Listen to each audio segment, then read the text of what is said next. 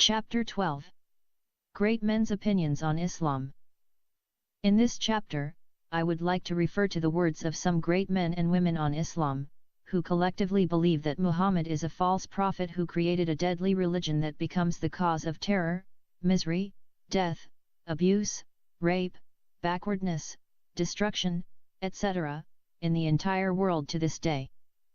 Swami Vivekananda, a contemporary Indian philosopher, describes the attitudes of Muslim mujahideen when they invaded India and forced their religion on Hindus. He says, their watchword is, "There is one God, Allah, and Muhammad is his prophet. Everything beyond that not only is bad, but must be destroyed forthwith, at a moment's notice. Every man or woman who does not exactly believe in that must be killed, everything that does not belong to this worship must be immediately broken, every book that teaches anything else must be burnt." From the Pacific to the Atlantic, for 500 years blood ran all over the world. That is Mohammedanism, Islam.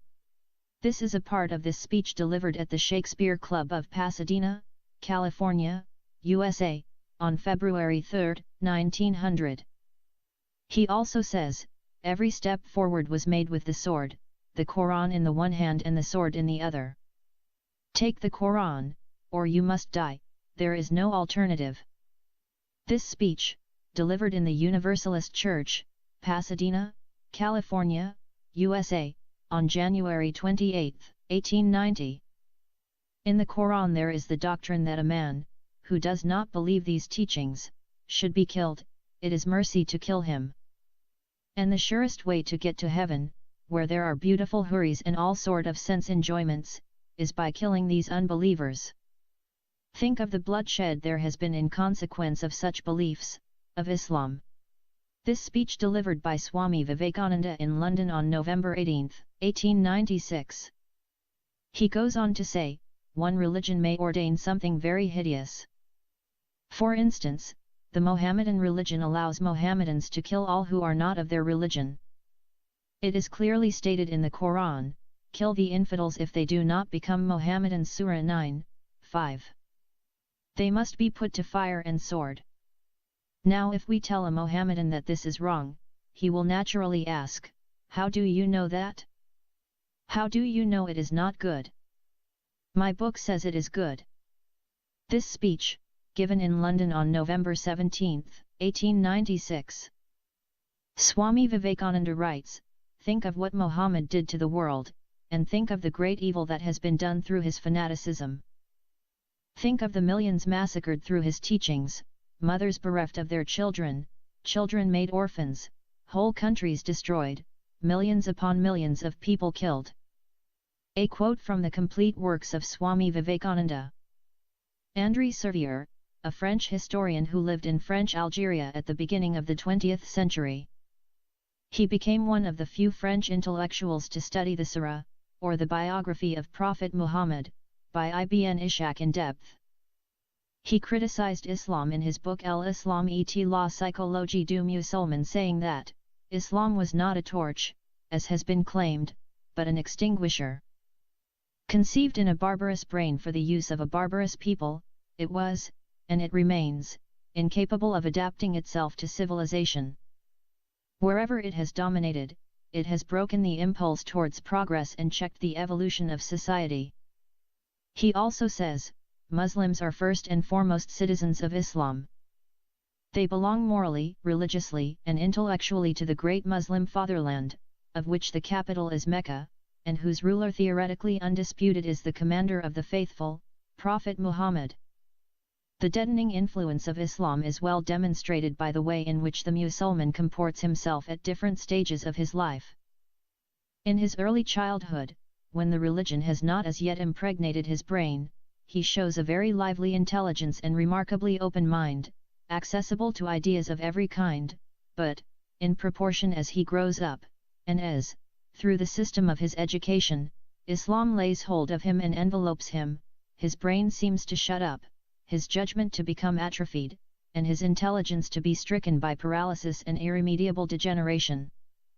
To sum up, the Arab has borrowed everything from other nations, literature, art, science, and even his religious ideas. He has passed it all through the sieve of his own narrow mind, and being incapable of rising to high philosophic conceptions, he has distorted, mutilated, and desiccated everything.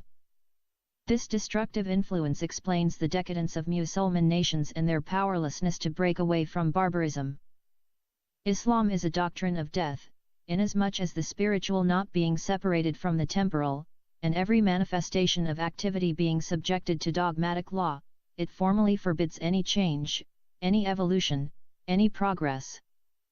It condemns all believers to live, to think, and to act as lived, thought and acted the Musulmans of the 2nd century of the Hijra 7th century AD, when the law of Islam and its interpretation were definitely fixed. In the history of the nations, Islam, a secretion of the Arab brain, has never been an element of civilization, but on the contrary has acted as an extinguisher upon its flickering light. Individuals under Arab rule have only been able to contribute to the advance of civilization in so far as they did not conform to the Musulman dogma, but they relapsed into Arab barbarism as soon as they were obliged to make a complete submission to these dogmas. Islamized nations, who have not succeeded in freeing themselves from Musulman tutelage, have been stricken with intellectual paralysis and decadence. They will only escape as they succeed in withdrawing themselves from the control of Musulman law. Laws prohibiting religious conversion run contrary to Article 18 of the Universal Declaration of Human Rights, which states that everyone has the right to freedom of thought, conscience, and religion. This right includes freedom to change his religion or belief, and freedom, either alone or in community with others and in public or private, to manifest his religion or belief in teaching, practice, worship, and observance. André Servier, L'Islam et la psychologie du musulman, London. Chapman Hall. 1924, pages 153, 61, 191, 2, 18, Chapter 16, Preface. John Quincy Adams, U.S. President. The essence of Muhammad's doctrine was violence and lust, to exalt the brutal over the spiritual part of human nature. Bertrand Russell, a British philosopher. Over 1 billion people believe in Allah without truly knowing what Allah supposedly stands for or what He really demands of them. And the minority that do understand continue to be Muslims because they have redefined their morality and ethics to fit within the teachings of Islam, which are floridly lacking in morality. They therefore redefine what is good and evil in order to fit their lives into what is preached by Islam, instead of examining Islam to see if it fits within the good life. Backward thinking, imposed by a backward religion. Sir Winston Churchill, a British Prime Minister, he writes in his book, The River War 1899, how dreadful are the curses which Mohammedanism lays on its votaries. Besides the fanatical frenzy, which is as dangerous in a man as hydrophobia in a dog, there is this fearful fatalistic apathy. Improvident habits, slovenly systems of agriculture, sluggish methods of commerce, and insecurity of property exist wherever the followers of the Prophet rule or live. A degraded sensualism deprives this life of its grace and refinement, the next of its dignity and sanctity. The fact that in Mohammedan law every woman must belong to some man as his absolute property, either as a child, a wife, or a concubine, must delay the final extinction of slavery until the faith of Islam has ceased to be a great power among men. Alexis de Tocqueville, French thinker and historian, I studied the Quran a great deal. I came away from that study with the conviction that by and large there have been few religions in the world as deadly to men as that of Muhammad. Ernest Renan, French thinker, Muslims are the first victims of Islam. Many times I have observed in my travels that fanaticism comes from a small number of dangerous men who maintain others in the practice of this religion by terror. To liberate the Muslim from his religion is the best service that one can render him. Will Durant, an American historian, the Islamic conquest of India is probably the bloodiest story in history. It is a discouraging tale, for its evident moral is that civilization is a precious good, whose delicate complex of order and freedom, culture and peace, can at any moment be overthrown by barbarians invading from without or multiplying within. Conrad Elst, a Belgian historian, the Muslim conquests, down to the 16th century, were for the Hindus a pure struggle of life and death. Entire cities were burnt down and the populations massacred, with hundreds of thousands killed in every campaign, and similar numbers deported as slaves. Every new invader made, often literally, his hills of Hindus' skulls. As a contribution to research on the quantity of the Islamic crimes against humanity, we may mention that the Indian subcontinent population decreased by 80 million between 1000, conquest of Afghanistan, and 1525, end of Delhi Sultanate. Sri Aurobindo, a contemporary Indian philosopher, the only way of making the Mohammedans, Muslims, harmless is to make them lose their faith in their religion. Dr. Syed Mahmood Al-Kimni, a Cairo University lecturer on sociology of religion, states, terrorism is one of the important pillars of Islam and its means to victory. Al-Kimni 1996, page 192. The Muslim Mujahideen attacked the tribes in the Arabian Peninsula and subjected them by the sword to the new Mohammedan state, after terrorizing them so that they have to join the Medinian alliance. Al-Kimni 1996, page 235. Dr. Ambedkar, the father of Indian constitution, Dr. Ambedkar writes, to the Muslims a Hindu is a kafir. A kafir is not worthy of any respect. He is lowborn and without status. Pakistan or the Partition of India, Dr. Ambedkar, Volume 8, page 301.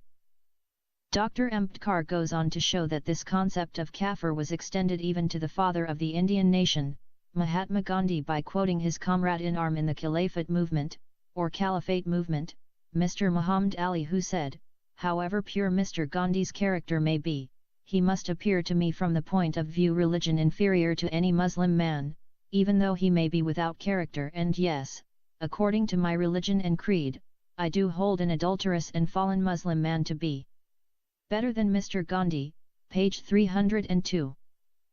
Dr. Ambedkar also writes, among the tenets the one that calls for notice is the tenet of Islam, which says that in a country which is not under Muslim rule, wherever there is a conflict between Muslim law and the law of the land, the former must prevail over the latter, and a Muslim will be justified in obeying the Muslim law and defying the law of the land, page 292. Thomas Jefferson, U.S. President, says, that it was founded on the laws of their prophet, that it was written in their Quran, that all nations who should not have acknowledged their authority were sinners, that it was their right and duty to make war upon them wherever they could be found, and to make slaves of all they could take as prisoners, and that every Muslim man who should be slain in battle was sure to go to paradise. The Patriarch Sophronius of Jerusalem, 634–638, who witnessed the spread of Islam in the Arabia and Levant and the fall of Jerusalem with his own eyes, described the Muslim invaders as godless barbarians who burnt churches, destroyed monasteries, profaned the crosses and blasphemed against Christ and the Church. Muhammad ibn Zakaria al-Razi, 865–925, a Persian philosopher, he writes, if the people of this religion of Islam are asked about the proof for the soundness of their religion, they flare up, get angry and spill the blood of whoever confronts them with this question. They forbid rational speculation, and strive to kill their adversaries. This is why truth became thoroughly silenced and concealed. Blaise Pascal, 1623–1662, a French mathematician and inventor, Muhammad established a religion by putting his enemies to death, Jesus Christ by commanding his followers to lay down their lives. Martin Luther viewed Muhammad as a devil and firstborn child of Satan. Mohammed and Mohammedanism, Catholic Encyclopedia 1913. Voltaire, 1694–1787. In his play, Muhammad the Prophet, Voltaire described Prophet Muhammad as an impostor, false prophet, fanatic, hypocrite, deceitful character, sublime charlatan, and the founder of a false and barbarous sect. Voltaire, Muhammad the Prophet or Fanaticism, A Tragedy in 5 Acts, translated by Robert L. Myers, New York, Frederick Ungar, 1964. But that a camel merchant should stir up insurrection in his village, that in league with some miserable followers he persuades them that he talks with the angel Gabriel, that he boasts of having been carried to heaven, where he received in part this unintelligible book, each page of which makes common sense shudder, that, to pay homage to this book, he delivers his country to iron and flame, that he cuts the throats of fathers and kidnaps daughters, that he gives to the defeated the choice of his religion or death. This is assuredly nothing any man can excuse, at least if he was not born a Turk, or if superstition has not extinguished all natural light in him.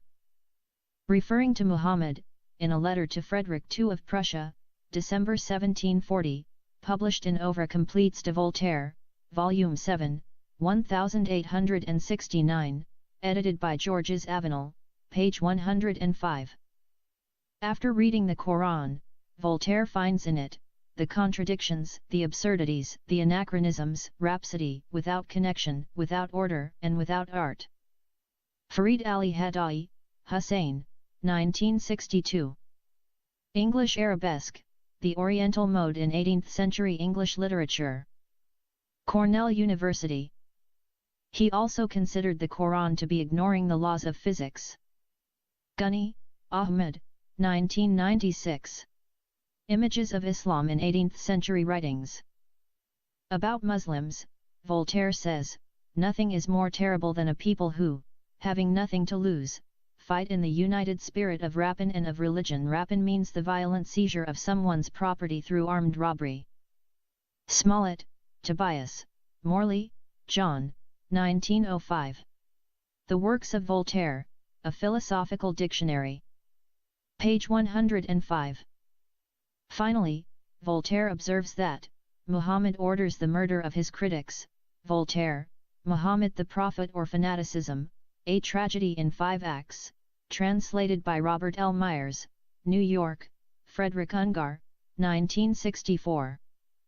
Mansur ibn Kamuna, a Jewish physician and philosopher, states, "That is why, to this day we never see anyone converting to Islam unless in terror, or in quest of power, or to avoid heavy jizyat, or to escape humiliation, or if taken prisoner, or because of infatuation with a Muslim woman, or for some similar reason.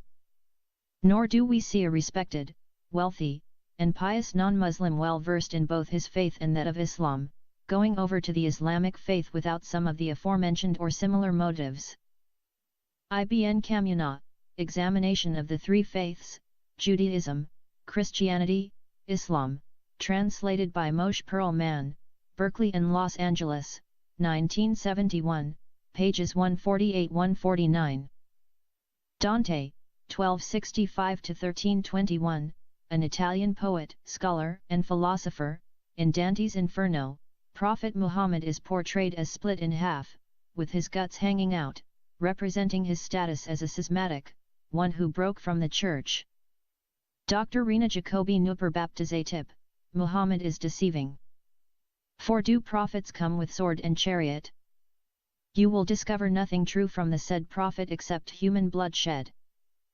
Walter Emil Kagi, Jr., Initial Byzantine Reactions to the Arab Conquest, Church History, Volume 38, No. 2, June 1969, pages 139, 142, 149, quoting from Dr. Rina Jacobi Baptizative, pages 86-87. The Byzantine Emperor Manuel II, 1350–1425 AD. In a dialogue with a Persian Muslim scholar, the emperor said, "Show me just what Muhammad brought that was new, and there you will find things only evil and inhuman, such as his command to spread by the sword the faith he preached. God is not pleased by blood, and not acting reasonably is contrary to God's nature. Faith is born of the soul, not the body. Whoever would lead someone to faith needs the ability to speak well and to reason properly, without violence and threats. To convince a reasonable soul, one does not need a strong arm, or weapons of any kind, or any other means of threatening a person with death." John of Damascus, 675–749 AD, a Catholic saint, an Assyrian monk and priest, writes, "There is also the superstition of the Ishmaelites which to this day prevails and keeps people in error, being a forerunner of the Antichrist. They are descended from Ishmael, who was born to Abraham of Agar, and for this reason they are called both Agarns and Ishmaelites. They are also called Saracens, which is derived from Sarah's Kenoi, or destitute of Sarah, because of what Agar said to the angel, Sarah hath sent me away destitute.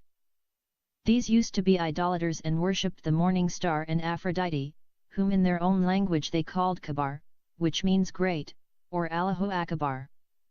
And so down to the time of Heraclius, the Byzantine emperor, they were very great idolaters.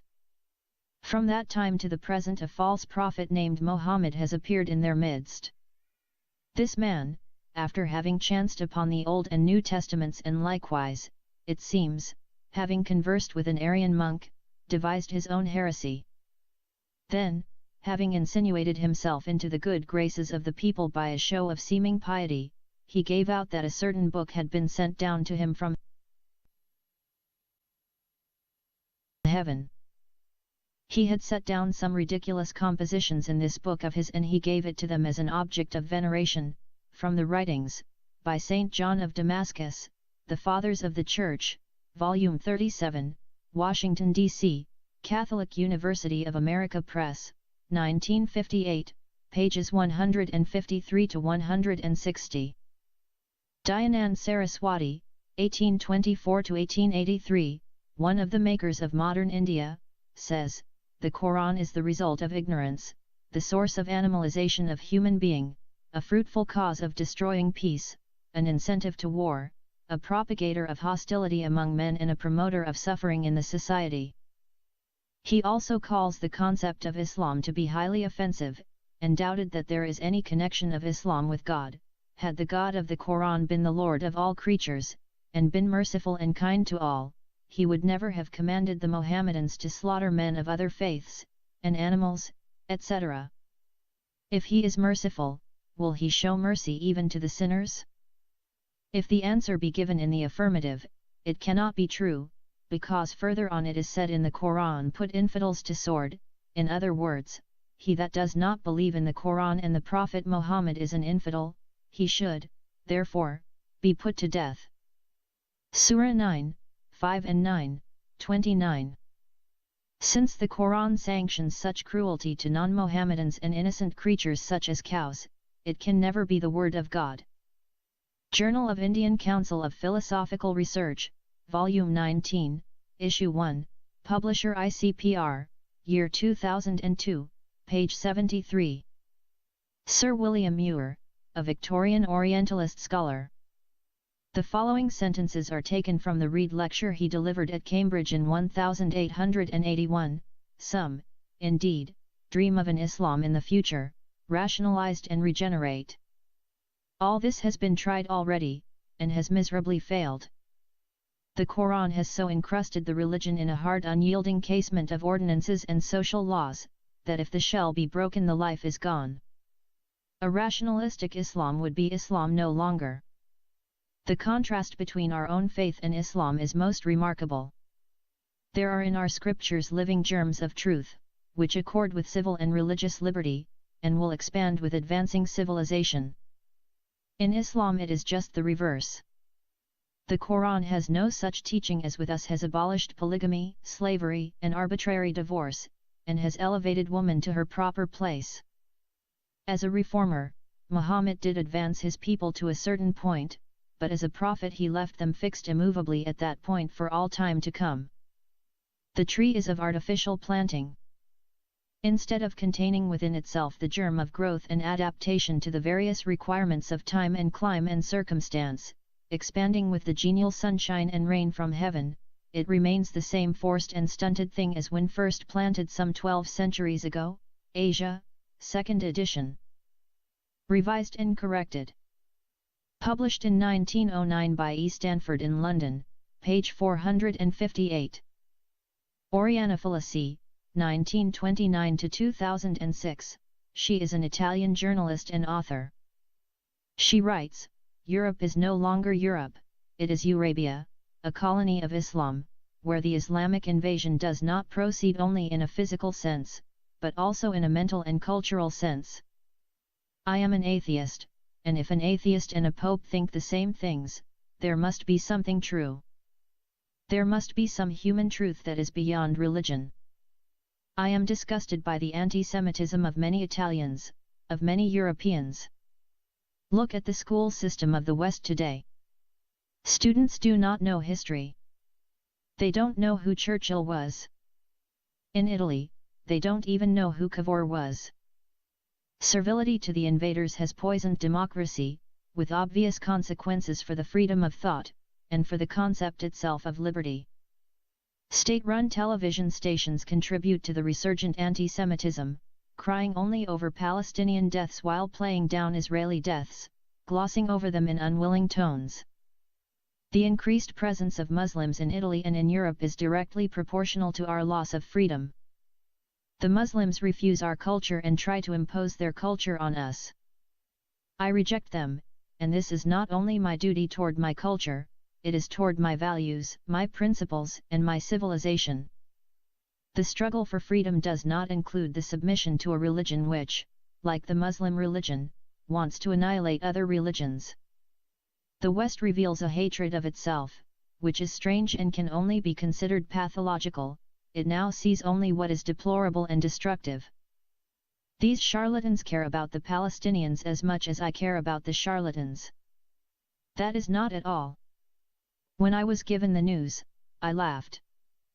The trial is nothing else but a demonstration that everything I have written is true. President Bush has said, "We refuse to live in fear." Beautiful sentence, very beautiful. I loved it.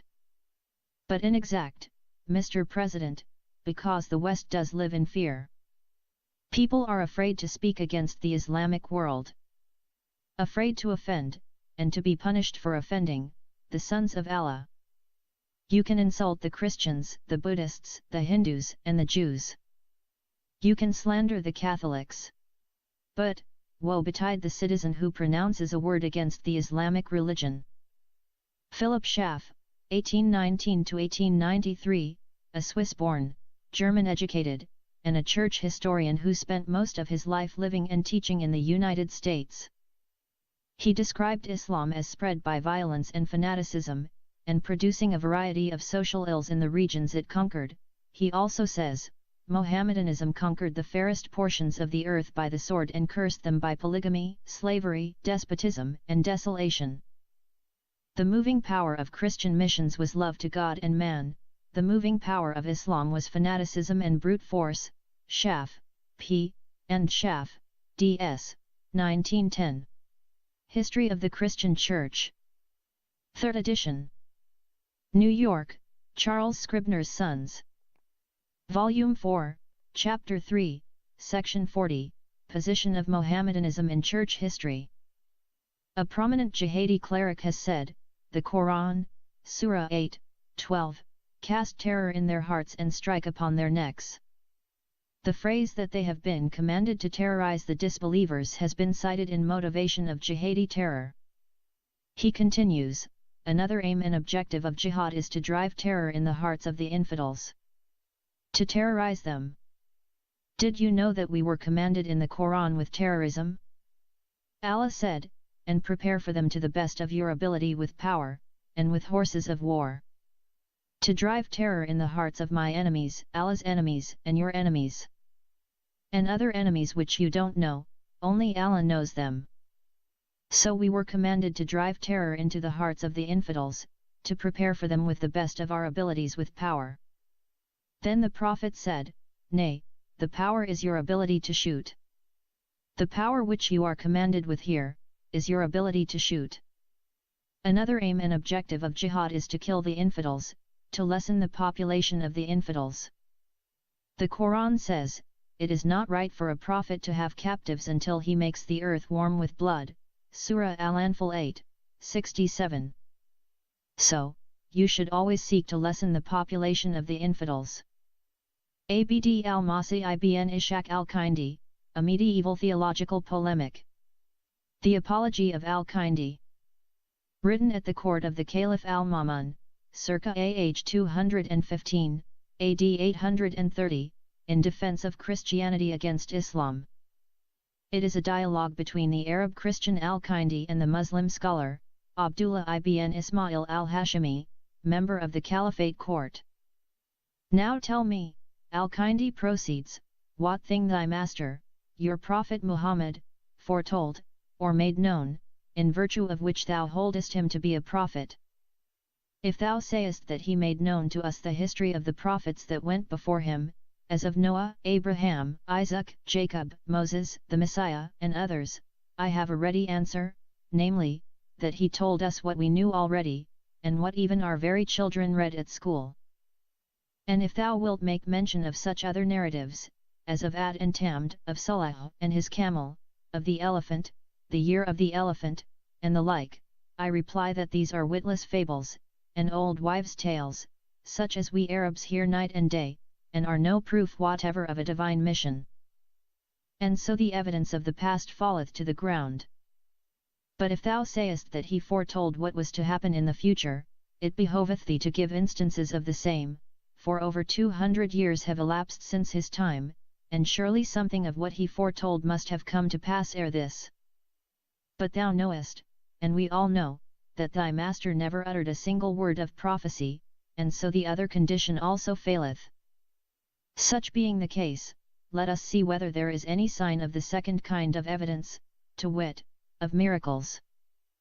Now, Muhammad himself hath told us plainly that it was said to him, by the Almighty, nothing hindered us from sending thee with miracles, but that those of old time gave them the lie, that is to say, if it had not been that thy people would have called them impostures, even as those of old did, we should have bestowed on thee the gift of miracles. Now, by my life, what, according to all the rules of logic, could be a more conclusive answer? Thou knowest, the Lord guide thee, and all they that hear my apology know, that thy master herein disclaimed miracles as a proof of his mission, because he had not the power of showing them, and it is not for an impartial man like thee to turn aside from the truth. If thou claimest, as a proof of his mission, that thy master and his companions, notwithstanding they were few and weak, trampled underfoot the mighty kingdom of Persia, with all its resources, armies, and munitions of war, then we answer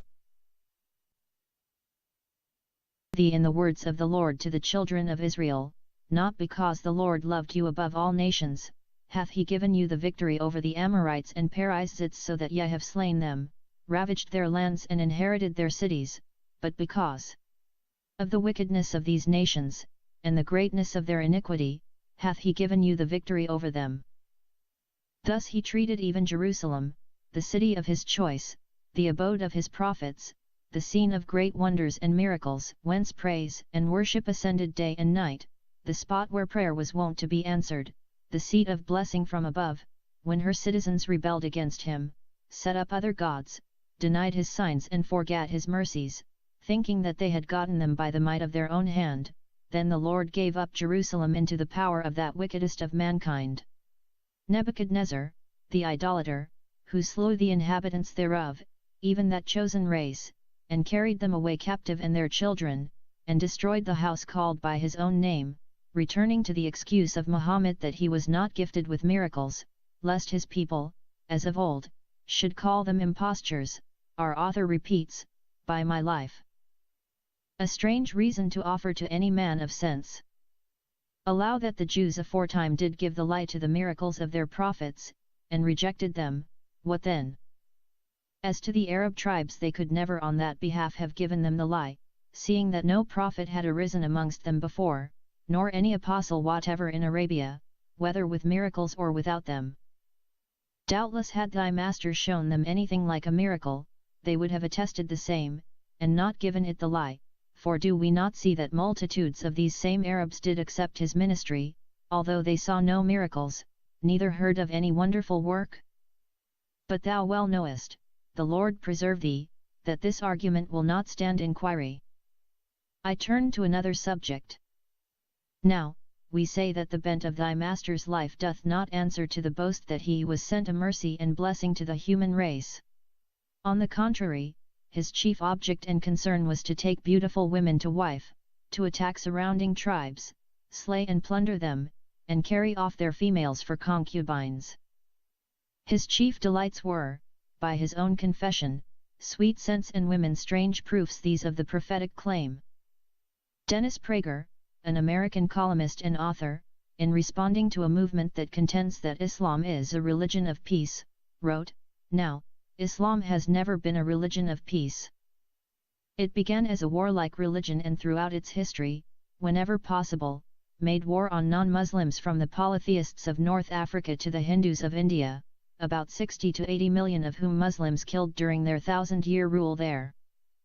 Khalil Abdul Karim, an Egyptian writer, scholar, and lawyer, commenting on some verses of the Quran, which command jihad against infidels for spreading Islam by the sword, such as Surah Al-Baqarah 2, 191, 193, Surah Al-Nisa 4, 76, 89, 91, Surah Al-Tawbah 9, 5, 12, 14, 29, and Surah Al-Anfal 8, 39, the Egyptian Muslim scholar, Khalil Abdul Karim states, these verses carry serious orders for killing of tribes refusing to believe in the faith that is preached by Muhammad. And from the other side, there are hadiths issued by the Prophet that confirm this meaning very clearly, by which we mean killing anyone who refuses Islam. The Prophet Muhammad said, "I have been ordered by Allah to fight and kill all people until they bear witness that there is no God except Allah and Muhammad is the messenger of Allah. If they say it, they uphold from me their wealth and blood." In plain language, the price of non-compliance for anyone who refuses to witness or utter the two Shi'ita Islamic creed, is to lose all protection for his wealth and blood. Accordingly, the killing of one who refuses to utter the two Shi'ita is an obligation to every Muslim without exception.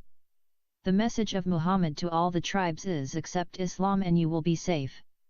Any tribe or an individual who refuses this offer would expose himself to physical annihilation, and his wealth, women, children, and slave girls would be taken by the Muslims. Khalil Abdul Karim 1999, pages 42 to 44.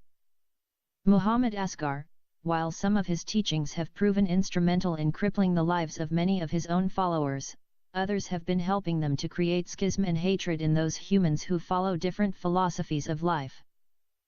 Allahu Akbar, essentially a Muslim war cry, still turns many Muslims engaged in battles, interfaith riots and sectarian conflicts into ferocious animals. Alleged support given in the past by angels to the warring Muslims against the infidels drive small and weaker Islamic states to challenge the combined might of the world's all industrialized nations. Murder of the Jews by Muhammad and his hateful teaching against them, Surah 5, 54, still generate fiery desire in most of the Muslims. The elimination of all Jews from the face of planet Earth and his call to kill the pagans whenever and wherever they are found, Surah 9, 5, is a constant source of inspiration for many of his followers to engage themselves in the murder of all the Hindus of the world. His belligerent teachings, as Bernard Lewis has pointed out in his book, The Crisis of Islam, are considered by many Muslims to be a duty for them to destroy the entire world before their apocalyptic design of restoring the Islamic Caliphate can be realized. Adolf Hitler, 1889–1945, a German tyrant, genocidal, and terrorist. He is the only person who praised Islam and wished his countrymen, the Germans, were Muslims and not Christians. He says, had Charles Martel not been victorious at Poitiers already, you see, the world had already fallen into the hands of the Jews, so gutless a thing Christianity. Then we should in all probability have been converted to Mohammedanism, Islam, that cult which glorifies the heroism and which opens up the seventh heaven to the bold warrior alone. Then the Germanic races would have conquered the world. Christianity alone prevented them from doing so. You see, it's been our misfortune to have the wrong religion.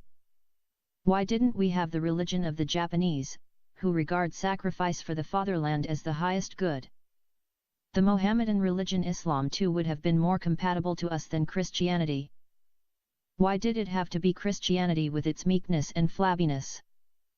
Prophet Muhammad's confession, I have fabricated things against God and have imputed to him words which he has not spoken, Al-Tabari, The History of Al-Tabari, Volume 6, page 111. Louis Bertrand, 1866–1941, was a French novelist, historian, and essayist. He was the third member elected to occupy seat 4 of the Académie Française in 1925. Arabs have never invented anything except Islam. They have made absolutely no addition to the ancient heritage of Greco-Latin civilization. George Smith Patton, Jr., 1885–1945 AD, was a United States Army officer most famous for his leadership commanding corps and armies as a general in World War II. To me it seems certain that the fatalistic teachings of Muhammad and the utter degradation of women is the outstanding cause for the arrested development of the Arab. He is exactly as he was around the year 700, while we have kept on developing. Samuel Langhorne Clemens, 1835–1910, well known by his pen name, Mark Twain, was an American author and humorist. Twain is noted for his novels Adventures of Huckleberry Finn, which has been called the Great American Novel, and The Adventures of Tom Sawyer. He is extensively quoted, and was a friend to presidents, artists, industrialists, and European royalty. He says, "That is a simple rule, and easy to remember. When I, a thoughtful and unblessed Presbyterian, examine the Quran, I know that beyond any question every Mohammedan is insane, not in all things, but in religious matters." William Ewart Gladstone, 1809–1898, was a British liberal statesman. He served as a Prime Minister 4 separate times, 1868–1874, 1880–1885, February–July 1886 and 1892–1894, more than any other person. He writes, "The Quran is an accursed book. So long as there is this book there will be no peace in the world." Stephen K. Bannon, President Donald Trump's top strategist. On his radio show for Breitbart News, Mr. Bannon said, "Islam is not a religion of peace. Islam is a religion of submission," and he warned of Muslim influence in Europe. "To be brutally frank, Christianity is dying in Europe and Islam is on the rise." Taslima Nasreen is a Bangladeshi author and former physician who has been living in exile since 1994. She is the author of the renowned book, The Shame. She writes, "Terrorists are not misinterpreting the Quran. It is clearly written in the Quran that non-Muslims must be killed. Secularists who defend Islam have never studied the Quran. The Quran is the root cause of terrorism." Magdi Alam, an outspoken Egyptian-born Italian journalist, has described Islam as intrinsically violent and characterized by hate and intolerance. In his public letter to the editor of Corriere della Sera about his conversion, Alam stated that Islam was inseparable from Islamic extremism. Criticizing Islam itself, rather than Islamic extremism, Alam argued, "I asked myself how it was possible that those who, like me, sincerely and boldly called for a moderate Islam, assuming the responsibility of exposing themselves in the first person in denouncing Islamic extremism and terrorism, ended up being sentenced to death in the name of Islam on the basis of the Quran. I was forced to see that, beyond the contingency of the phenomenon of Islamic extremism and terrorism that has appeared on a global level, the root of evil is inherent in an Islam that is physiologically violent and historically conflictive." Magdi Alam recounts his path to conversion. Zenit March 23, 2008. Retrieved March 25, 2008. The critical evaluations of Islam by the above thinkers reveal that Muhammad is an impostor and a false prophet sent by Satan to terrorize and kill people, and terrorism is the core teaching of Islam. The Prophet Muhammad never tried to hide this fact. He said it again and again that he came to terrorize and force people to accept his message or they would be killed by him and his followers. Muhammad cannot be compared to any tyrant in human history, and that includes Hitler. He can hardly be called a human being. He is the personification of evil. He is the devil incarnated as a human. No other man throughout human history has ever created such dreadful and hostile religion and ideology which became and continues to be instrument of fear, terror, hate, intimidation, threat, death, torture, rape, abuse, oppression, enslavement, and destruction. No man ever caused such untold numbers of deaths as Muhammad did. Islam is created by Satan with the sole purpose of destroying humanity.